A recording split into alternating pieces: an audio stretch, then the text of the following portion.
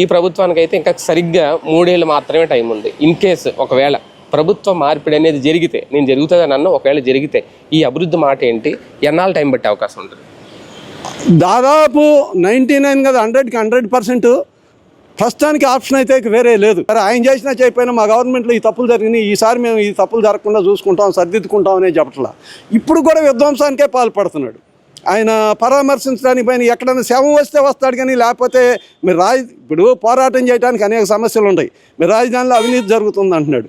మీరు ఆ అవినీతి ఏందో ఆయన స్థాయిలో బయటపెట్టి మీరు దీన్ని నిలదీస్తే మీరు కొంత పనులు నిజాయితీగా జరగడానికి అవకాశం ఉంటుంది. మేము అవినీతి జరుగుతుందో మాకు తెలియదు, మా స్థాయిలో మాకు కూడా తెలియదు అవినీతి జరుగుతుందా ఏం జరుగుతుందో. పనులు అయితే జరుగుతున్నాయి కాబట్టి బాగుంది అనుకుంటున్నాం.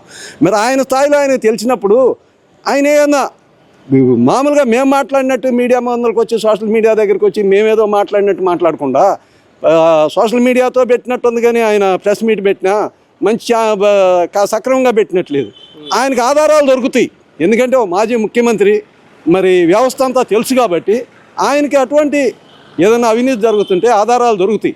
ఆ ఆధారాలను పట్టుకొని ఆయన కోర్టుకు పోయో లేకపోతే ప్రజల్లోకి వచ్చో చెప్తే కొంత స్పందన వస్తుంది.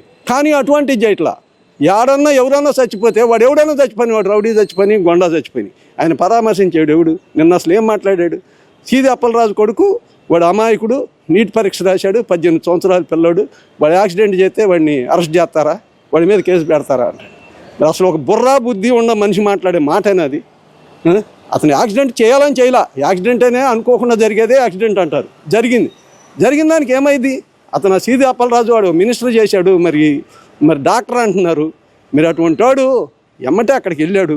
మీరు చనిపోయిన అతనికి, ఆ పడిపోయిన అతను చనిపోయాడా బతికుండాడా అని చెప్పి ఫస్ట్ ఎయిడ్ ఏదైనా చేసి ఒక అంబులెన్స్ని పిలిచి హాస్పిటల్కి తీసుకెళ్ళి, మరి అప్పుడు కూడా చనిపోతే ఆ కుటుంబాన్ని దగ్గరికి వెళ్ళి ఆ కుటుంబానికి ఒక 5 లక్షలు 10 లక్షలు తన వ్యక్తిగతంగా ఇచ్చి ఆ కుటుంబాన్ని ఆదుకొని, నేను ఉంటానమ్మా, ఏదో మా పిల్లాడు తెలియకో పొరపాటు జరిగిపోయింది, దీన్ని మీ కుటుంబానికి నేను అండగా ఉంటానని చెప్పాల్సిన వాడు పోయి, మరి వాడు ఇంకొక అమాయకుడిని బలి చేసి ఈ నేరం అతనుగా చేసింది నేను చేశానని చేత అతను అనుచరుడు కొడుకు చేత చెప్పించి మీరు అతని జీవితాన్ని బలి చేయడానికి సిద్ధపడితే, మీరు అతను చేసిన క్రైమ్ మామూలుది కాదు.